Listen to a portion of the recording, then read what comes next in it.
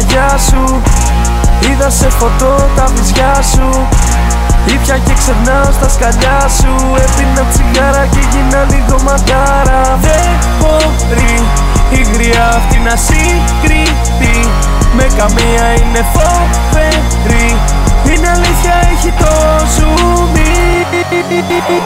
Πώς γίνεται να είναι γλυκό, άφηστε με να ξαναμπω. Αφήστε με να ξαναμπω. Πώς γίνεται να είναι γλυκό. Βόλτα με τα καπί, ζαχαροπίεση και πίτα από το σπίτι για να φάει καβλί. Φίλα, σε ρωτήσω, την πήρες? Από πίσω, δεν μπορώ να την αφήσω. Τις μασέλες τις θα χύσω.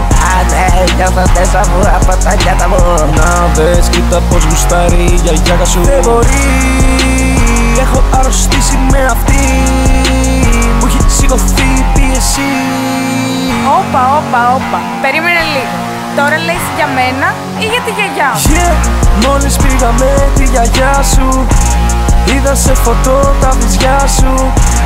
Ήπια και ξερνάω στα σκαλιά σου. Έπινα τσιγάρα και γίνα λίγο μαντάρα. Δεν μπορεί η γριά αυτή να συγκριθεί με καμία, είναι φοβερή. Είναι αλήθεια, έχει το ζουμί. Τη φωνάζω αμνησία, θα ξεχάσει το όνομά της. Με έχει σε κορνίζα δίπλα από τα παιδιά της. Εγώ είμαι το φάρμακο που θέλει η άνοια της. Θα νυχίσω μες στα μάτια, θα της φύγει ο καταράκτης. Ανοίγω το κουτί με τις κλωστές, αλλά μέσα βρήκα πουτσες πλαστικές.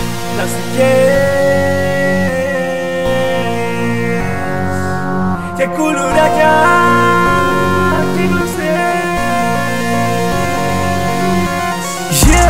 Μόλις πήγα με τη γιαγιά σου. Είδα σε φωτό τα βυζιά σου.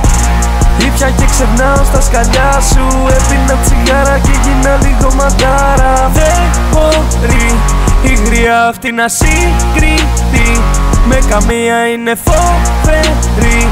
Είναι αλήθεια, έχει το ζουμί. Για κάτσε λίγο. Τώρα λες για μένα ή για τη γιαγιά? Πώς γίνεται να είναι γλυκό, άφηστε με να ξαναμπω. Τη φωνάζω αμνησία, θα ξεχάσει το όνομα